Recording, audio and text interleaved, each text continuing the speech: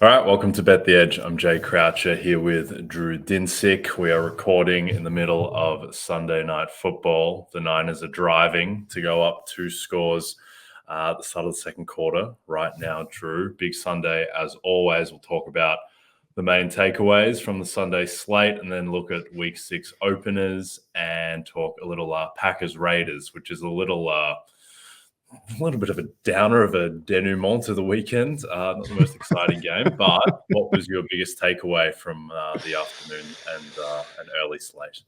Well, it was a good weekend for us. High five to you and me. Overall, just a very enjoyable day of football. I feel like the quality of the product is starting to get a little bit better, which is a big sigh of relief because we had a couple of offenses that could not score last week. And now at least we're getting competitive. Everyone, at least besides the Patriots, was competitive today, I felt like. Even the games that, were pretty lopsided, like Dolphins, Giants, had a couple of good moments for the Giants. The games like the Lions, Panthers kind of made that one maybe a little closer than it actually was, getting their offense going towards the end. But I think the key takeaways really have to be AFC playoff seeding.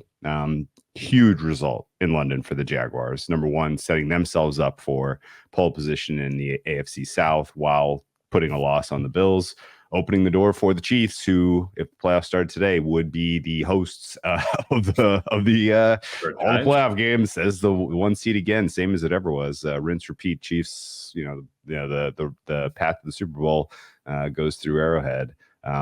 Looking kind of a little bit more in depth at the Chiefs' schedule. Tough for me to say who's going to ultimately give these guys a true test. This looks like a pretty soft division all of a sudden. A lot of soft defenses in this division. And I think, the hard fought win and cover that they got against the Vikings, really was not even close to their best performance, but still it didn't matter. I thought that was probably the biggest outcome of the day. I guess you could probably also put Joe Burrow in the conversation because of his performance, specifically kind of shaking off some of the lingering thoughts that offense was never going to get going and that he was going to need to take some time off. I'm not totally sold on it yet because he was still kind of playing around, pushing off with his injured calf, but he seems to at least have figured out a way to play a little bit more effectively. And obviously when you have a wide receiver like Jamar Chase to throw to, then all of a sudden things look pretty doggone good for your offense. So, ultimately I thought we had a fair set of results today. I think for the most part, the sides that got bet all pretty much, what we expected to happen did. The one kind of weird outlier, squirrely, what in the heck happened? How do you parse this result? Was Baltimore-Pittsburgh. Pittsburgh's winning the AFC North right now at 3-2. They are a hot mess. I have no clue how they beat the Baltimore Ravens today. Ravens pretty much could have clinched that division with the win. They should have won that game. They should have won that probably by margin. They should have had 21-point lead in the first half of that one, and somehow it was 10-3 at halftime. So other than that result, I think we had a pretty true understanding of these teams and kind of got a good set of results. Does that seem fair to you? Yeah, it's interesting so firstly on Cincinnati, I thought Burrow looked pretty good. He didn't look necessarily, old Joe Burrow, but that's the closest that he's been all season. The fact he had this little 10-yard scamper where he's really tapping his feet and really kind of running at full momentum, where that was a good sign that, he might be back. Also unloaded, perfectly that 63-yard touchdown bomb to Chase, which was another good sign. Chase was out of his mind, 15, 192, 3 touchdowns. Seems like he has 2 of those games every year. With Steelers-Ravens, I think the takeaway there is I don't think either of those teams are very good. I think the Ravens are slightly above average, but I don't think they're a Super Bowl contender the way they are now. I know they're going to get some guys back from injury, but they don't look right. And then the Steelers are a 1-5 team masquerading, or 1-4 team, I guess, masquerading as a 3-2 team. What's their one win that you think they earned? The Raiders won. Who cares? Like any team's fine. Okay. No, I think they probably should have lost that game as well on balance. But the fact that they pulled out this Ravens game, which was a complete farce, all Lamar Jackson needed to do was throw an incomplete pass to Odell Beckham. Right. and they would have won the game because Kenny Pickett, I mean, I guess he drove down, so maybe he would have drove down to score the game-winning touchdown regardless. But I think if Lamar just doesn't throw an awful pick there, then the Ravens win. And the fact that the Steelers got that game and then also got the Cleveland game, which they had no business whatsoever winning, and needed 2 defensive touchdowns to just squeak out a win at home. So, yeah, I don't think the Steelers are very good. I don't think they'll be winning that division. I think that they will finish 4th in that division. It's the worst team. Hey, if you want to doubt Mac Tomlin, do it at your own peril. I don't understand. I don't get it. I was thinking about Mike Tomlin, Coach of the Year, which we talked a lot about in preseason. Thinking about that today as they took first place. And I mean, I can't see that team getting to 12 wins in any scenario, and that's what he needs. I think 11-6 winning the AFC North isn't going to win Coach of the Year, but 12-5, he probably needs 13 wins. I just can't imagine that at all. But I mean, credit to the team; they play hard, and TJ Watt continues to be a thorn in my side personally. Big time. So you make the big DPOY statement today. To me, the biggest takeaway from the day is that Buffalo are missing 6 starters on defense. Yeah, that's a great call. And I thought that they should have been Super Bowl favorite coming into today. I'm not sure they'd be in my top 3 after this. As George Kittle gets into the end zone again. Good stuff, MVP Purdy. I think that the Bills are in real trouble because their offense is obviously it's elite, but it does get stuck in the mud sometimes, like it did in the first half today, in ways that it just doesn't seem to happen for the Chiefs. And if their defense isn't going to be elite, which I think it might be hard for them to be a top 3 defense, missing Matt Milano, missing Trey White. I'm not sure what the prognosis is on Daquan Jones, but that doesn't help either. These other injuries like Shaq Lawson, Greg Rousseau, Benford, they should be shorter term, but they're really banged up. And the Jags just outplayed them. And I'm sure that the London travel was a factor there. But, I mean, what's your outlook now on the Bills, and do you think the Dolphins are rightfully favored in that division now? Yeah, I really wanted to basically say, situational spot from hell for the Bills. Like, don't adjust anything. But you're absolutely correct. The losses that they have now sustained on defense matter. Matt Milano matters. It sounds like he's going to probably miss a decent amount of time here. Trey White obviously matters. I forgot. I mean, key play of the game for the Jags. You had Micah Hyde on Calvin Ridley. Like, that's not going to work. I don't know if that was like an accident or if they were literally just like, this is our best bet now because Kyrie Elam keeps getting cooked. And, Johnson went down in that game. He's been one of their better cover players. So, yeah, the Bills injury situation, particularly on the defensive side of the ball, is spooky.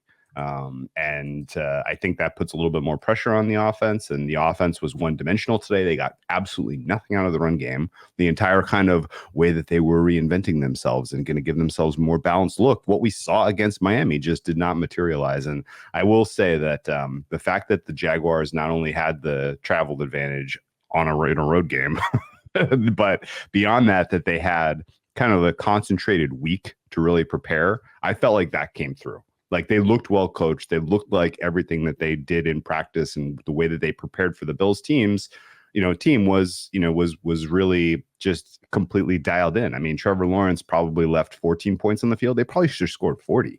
They definitely had 2 pretty, I thought, disadvantageous fumbles, one at the end of the first half and then, in the second half as well. So, they could have scored even more. I thought that was, basically the loss doesn't concern me as much for the Bills as just some of the attrition to the defense. And, I'm probably still going to take them head on against the Dolphins. The Dolphins feel like they're kind of right in the midst of a really, really easy stretch in their schedule. Big Carolina 2 touchdowns.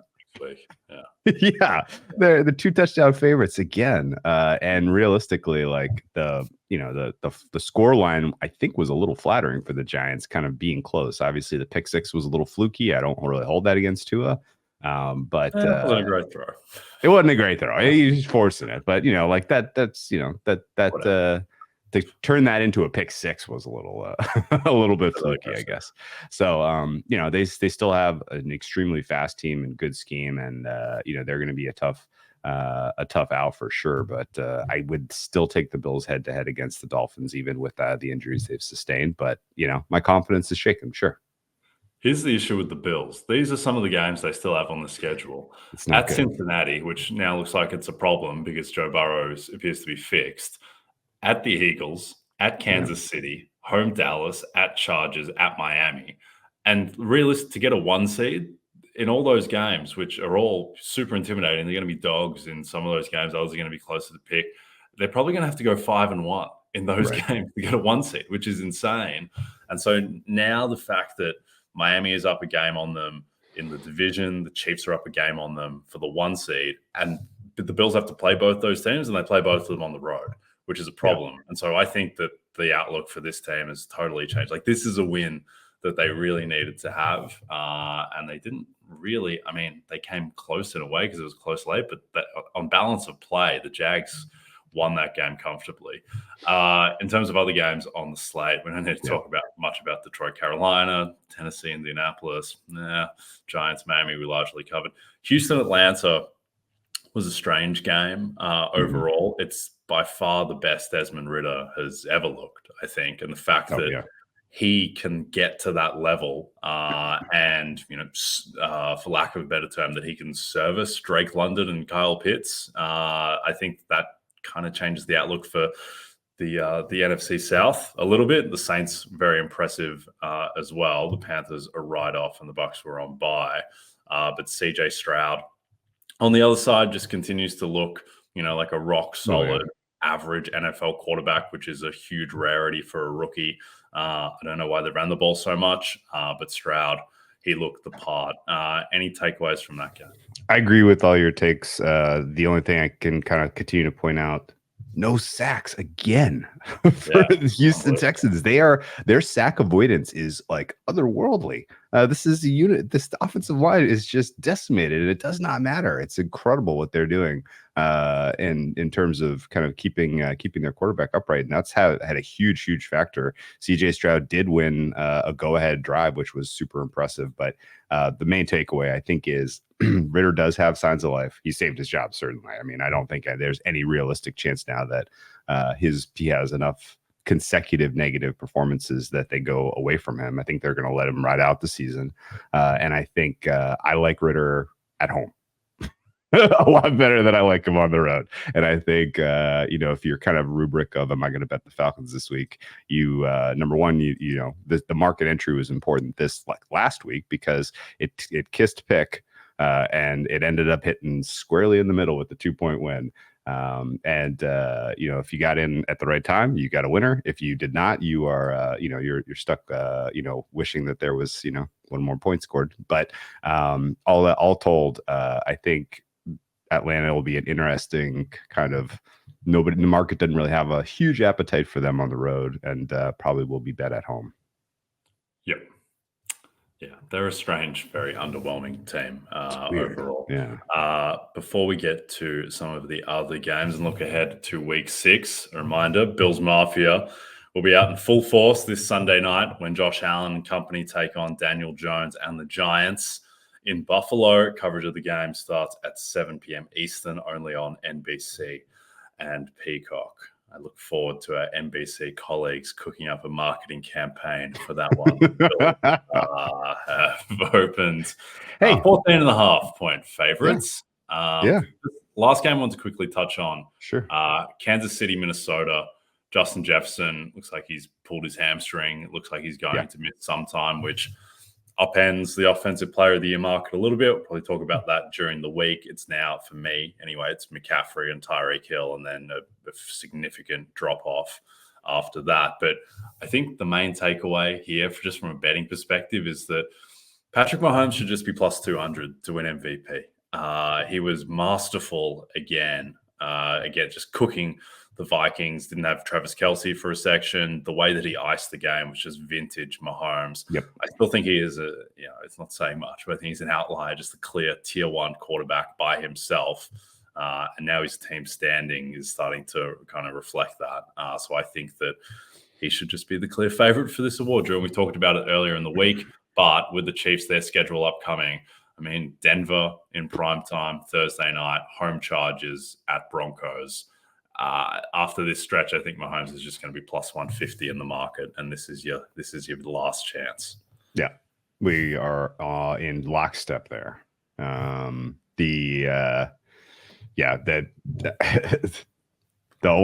fact that Josh Allen gets back-to-back here against the Giants and the Patriots is a little concerning, but just in general, his propensity to turn the ball over and the fact that Mahomes, I have a tough time seeing, how they fall out of the, what will likely be a stronghold on the 1 seed, and with that potential, feather in his cap, then he's going to be the very, very tough case to beat. Yep, indeed. And we'll talk about that and other awards markets through the week. Let's talk about the openers for these upcoming week 6 games. Thursday night game, Chiefs -10 at the Broncos. I think that might get bigger, if anything. The Ravens at Tottenham Hotspur Stadium, 3.5-point favorites against Tennessee. Falcons, 2.5-point favorites against Emmanuel Forbes and the Commanders. The Vikings, 4-point favorites at the Bears. Bengals -2.5 home to Seattle. 49ers -3 at Cleveland. That might go up if this continues. It's 14-0 as we speak in Sunday Night Football. Saints -2.5 for the Texans. Jags -4 home to Indianapolis. I would expect that's going to be Gardner Minshew based on the AC joint sprain for Anthony Richardson. And then the Dolphins are -14 against the Panthers. I'm not sure many people are going to be taking the +14 there. I think that can get bigger as well. What stands out to you off of those games? Yeah, so a couple of things pop as you look at the numbers and you're like, whoa, what, huh? And almost kind of without question, the common thread is some of these there's a pretty decent shade in favor of teams coming off of the bye. There are 4 teams coming off of the bye this week. Seattle, who again, you see Cincinnati at home under a field goal and you're what? But yeah, Seattle will have extra rest and prep there. The Niners are taking on a Cleveland team coming off of the bye, and that's actually kind of an interesting spot. Very excited to see if that maybe reopens at 3.5 if the Niners really take care of business here in the second half of this game. But obviously the health of Deshaun Watson is a huge question to be answered. The Tampa Bay Buccaneers, 3-point dogs coming off of the bye at home. And the LA Chargers will host the Dallas Cowboys as well with extra rest and extra time, and Kellen Moore's opportunity to reacquaint himself with the Dallas Cowboys. So kind of a fun week of games top to bottom here. I do think it's going to be easy for some marketing of Giants Bills, given that reigning coach of the year Brian Daboll is taking on his former program, his former protege, and Josh Allen and Ken Dorsey. That's about all the juice I can come up with, though. Yeah, I think the Falcons may be a bet on under 3 at home. Washington's defense certainly looks hugely problematic, coming off of conceding 40 to the Chicago Bears. Baltimore and Pittsburgh are probably both fades for me. I guess Pittsburgh is going on by, excuse me. But Baltimore is a rough spot to have that physical of a game and then have to turn around and travel internationally. I'm really be looking pretty carefully for notes and information about when they leave relative to Tennessee and how they're preparing for that particular game, because travel disparity could matter a ton in favor of taking a +4 with Tennessee.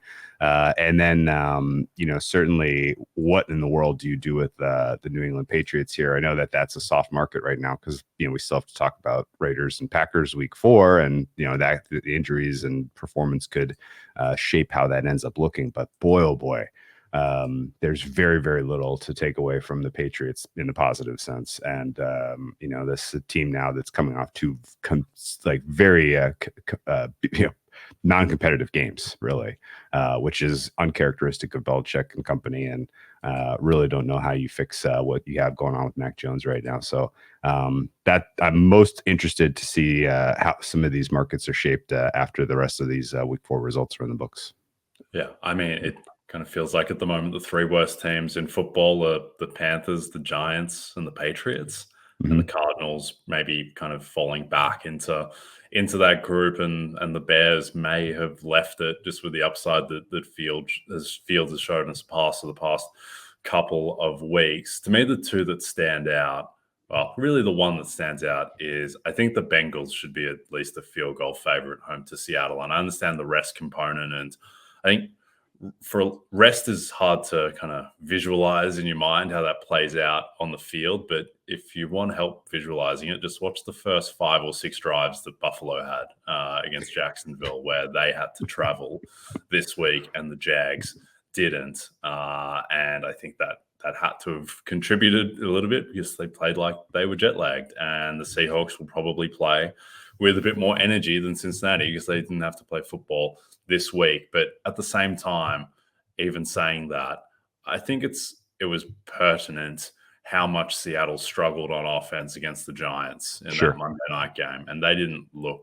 great at all. And the best drive was really orchestrated by Drew Lock, and they won that game on defense. And now they're going to go up against, a real offensive line and a real quarterback and real weapons. And we'll see how this Seattle defense is able to hold up. Just quickly, the later games: Lions -3 at the Bucks, Raiders -3 home to the Patriots, Rams -6 home to the Cards, Eagles -6.5 at Zach Wilson, and the Bills are 14.5-point favorites home to the Giants, and then the Cowboys 2.5-point favorites at the Chargers. The Packers and the Steelers are the only 2 teams on bye in week 6. Anything jump out of those later games?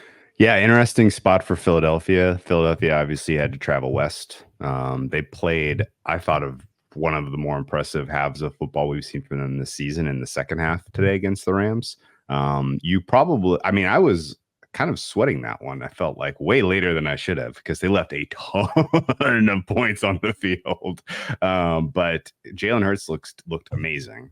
I think he has a little bit too much ground to make up to really kind of put himself into the MVP race, although he's definitely going to be in that tier of quarterbacks when it's all said and done if the Eagles continue to win. But this is a tough turnaround where you're going again, you're on the road again, you're in New York, you're against a defense that has given every, good offense they've faced this year a very, very tough time.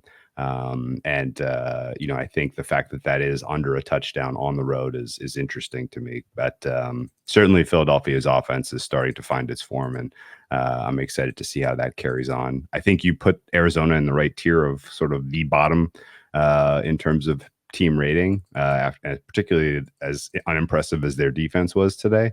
And it's going to be a tough test against the Rams because they don't have enough difference makers on the D-line to get after Stafford. And if Stafford has time, he is unbelievably effective. This group of weapons he has now is scary. And I think the Rams offense is going to be capable of scoring, pretty aggressively in that one. They've already moved out a little bit from 4.5 on the open to 6, and I think that's directionally correct. And I would expect, those 2 games, Rams and Philly, may flirt with 7 before we get to the kickoff. Yeah, just the last thing I'll add on these games is I feel worse about the Jets today than I did 24 hours ago, even though they get a double-digit win in Denver as 2.5-point underdogs. Just the fact that Zach Wilson went back to looking like bad Zach Wilson a week after he was, very competent against Kansas City. And he was terrible against Denver again. He didn't cost them the game, but took 4 sacks, threw a pick, no touchdowns, 19 of 26, 199 yards. He added a little bit on the ground, but he looked like old Zach Wilson. If that's the guy they're getting every week, then this team isn't doing anything in the AFC East with the games still on their schedule. Breece Hall though looked 100% back. It's funny to compare just how he ran on his super long 80-yard run in week 1 against Buffalo, and then how he ran on the 72-yard touchdown today. And without being someone who studies scientifically a person's gait, he looked a lot smoother on this run, and he just had so much more burst. And 22 for 177 on a touchdown. He might just be the best running back in football going forward. And he's certainly got that talent, but he'll need Zach Wilson to be competent enough to give him a little bit of room. I don't know, man. He's got a fight on his hands with Devin Achane. Oh my goodness gracious. The speed he had on his game breaker. And he's just going to break an 80-yard touchdown every week, I guess. Like, we should just get used to it. Like, man, oh man. He's the weirdest player to just kind of handicap with everything, be it in awards markets, be it Sure. just week to week. Where do you set his rushing prop? Because he's going to get like 11 or 12 carries a game because they're not going to shut most of it out. I don't think Achane is the type of guy who you just give 21 carries. No. But he's the fastest person I've ever seen in my life. And it's like he glides through these holes. I don't know. It's like watching a different sport. Watching Achane reminds me of when Colin Kaepernick ran for like 181 yards in Lambeau in that playoff game. Sure. I was watching, like, what is this sport? Like, what is this? Just visually, it's like a different phenomenon. And then it's the same deal with Achane. He runs with a bit more grace than Kaepernick's very upright darting style. But no, Achane is magnificent. And I don't really know how to attack him in terms of different markers, but we'll talk about that through the week. No, I like your commentary on the Jets, though, in general, and Zach Wilson. I mean, he almost gave the game away today. That interception he threw in the fourth quarter was awful. Yeah, and I don't even know. And it was so funny is that they just really weren't like asking him to do anything. And then he's still like, why ask him then? And sure enough, that was the result. It was not an inspiring performance from him. And 31 points was flattering, where the defense and special teams really came through with a pretty impressive day for the Jets. Yeah, Zach is not very good at the moment. All right, a reminder that Bet the Edge isn't the only show every weekday during the football season. You can also check out the Fantasy Football Happy Hour with Matthew Berry, Connor Rogers, and myself. It airs live on Peacock at noon, re-airs at 4 p.m. and is available on our NFL on NBC Sports YouTube channel, as well as wherever you listen to your podcasts. We weave a lot of betting in there. Connor, Lawrence, Jackson, and myself on our best bets on that show at like 16-1 or something, which is obviously going to regress, but doing well. It's all mostly player prop based, which obviously you can pick the eyes out a little bit more than NFL lines and totals, but sometimes we go that way, and we've been running good lately, so tune in.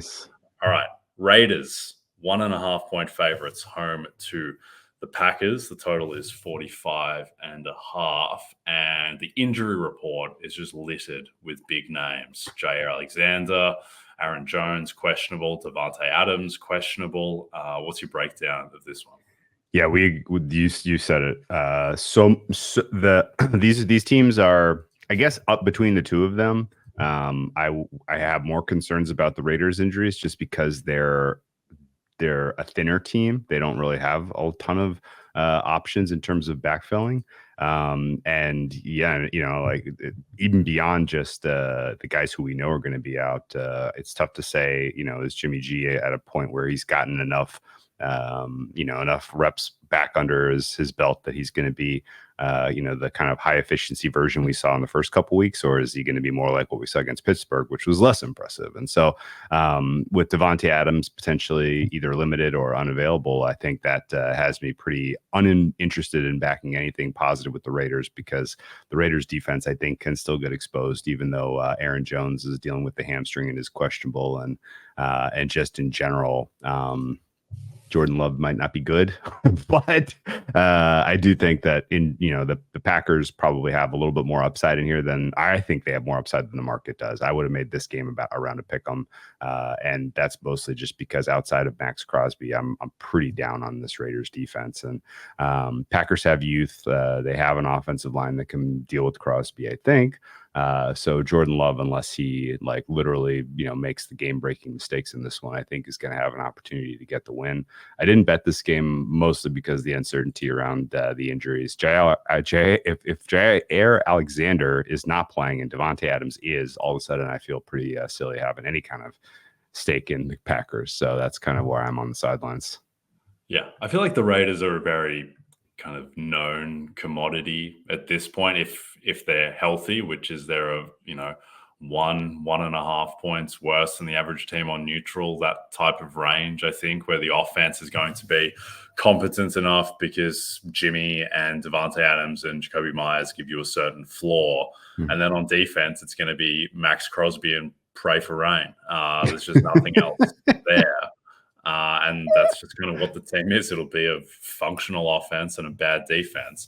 On the other hand, I just have no idea what to make of this Packers team. Yeah. I guess they're the second best team in their division and the biggest threat to the Lions, which is probably another way of saying that the Lions still value for the NFC North, because I can't really see how they're going to lose that so long as health is decent. And whenever there's a team as perplexing as the Packers, it generally starts with the quarterback. And I still have no idea if Jordan Love is good or not. I think he's very high variance in a good way, and that he has a lot of upside, and he has plays where he looks like an all-pro quarterback. And when he's running the way that he basically beat the Saints with his legs, and he does, have all the athletic traits that you'd want. But then again, he just makes mind-numbing decisions. Yeah. One of the picks against Detroit in particular was terrible. And I think right now he's probably a slightly below average quarterback, but he does have upside. And the thing with him is that he seems to have a really good rapport with Romeo Doubs, who quietly has been excellent this season and is getting absolutely peppered with targets. And Christian Watson, who was a monster down the second half of last season, just hasn't. He played against Detroit, but he was on a pitch count. He wasn't himself. And so if he gets Watson back to full go and still got Romeo Doubs, and the offensive line can get a little bit more continuity now that Bakhtiari's confirmed out, then the offense might have something cooking if Jordan Love can hit, his upside. And then on the defense, Alexander, can't say his name either, when he comes back, be it tomorrow or next week, presumably, or the week after because they're on bye, then all of a sudden I think the defense is pretty competent, because Rashawn Gary, quietly coming off the ACL, has been an absolute monster. He's the sixth best edge rusher by PFF grade. He is back to, the fullest conception of Rashawn Gary. So I guess this team kind of grades out to probably a slightly below average offense on when everyone's full go, and an average type of defense. Does that seem fair? It does. I will say that I still do have issues with how other teams have gotten really physical with them and just kind of push their relatively questionable tackling secondary off the ball. Devondre Campbell being out matters there. And I think this could potentially be a pretty important Josh Jacobs game. Josh Jacobs is starting to come into his own in terms of just looking a little fit, and the offensive line for the Raiders is at full strength. So I would expect that that's the direction that they pivot or lean offensively. And then the defensive, question mark for the Raiders. I mean, the secondary is so bad, and they're hurt. If Jordan Love, this is a little bit of a prove it game for him. If he doesn't look good, if he is not effective through the air, then I think you can kind of put it in pen in the low 20s. So. Yeah, this is quietly, it doesn't feel like a very significant game because these two teams aren't contenders, but it's a pretty significant game for the complexion of the NFC North, because if the Packers lose this game, which is a game they really need to have, then it just becomes a cakewalk for the Lions, because you've got the Vikings who are 1-4 with Jefferson likely on the shelf, and the Vikings are going to play the Niners in a couple of weeks. And then you've got a Chicago team that's not in contention. And so the Packers are the only team that's left. And if they lose this, then all of a sudden they're 2-3, and Detroit have the tiebreak over them anyway. And the return leg is in Detroit. It's division close to over, so long as Detroit keeps a semblance of health. So I think that, it'll be pretty much curtains for that division if the Packers lose. All right, we can wrap it up now. Don't forget to check out NBCsports.com for more information to help you with your wagers. Thanks to those watching on the NBC Sports YouTube channel. If you're listening to us in podcast form, don't forget to rate and subscribe. Also, a reminder to find all your favorite NBC Sports shows on Amazon Music. Just head to amazon.com/NBC Sports. From Jay Croucher, Drew Dinsick, and Brock Purdy's rising MVP campaign. We will see you tomorrow.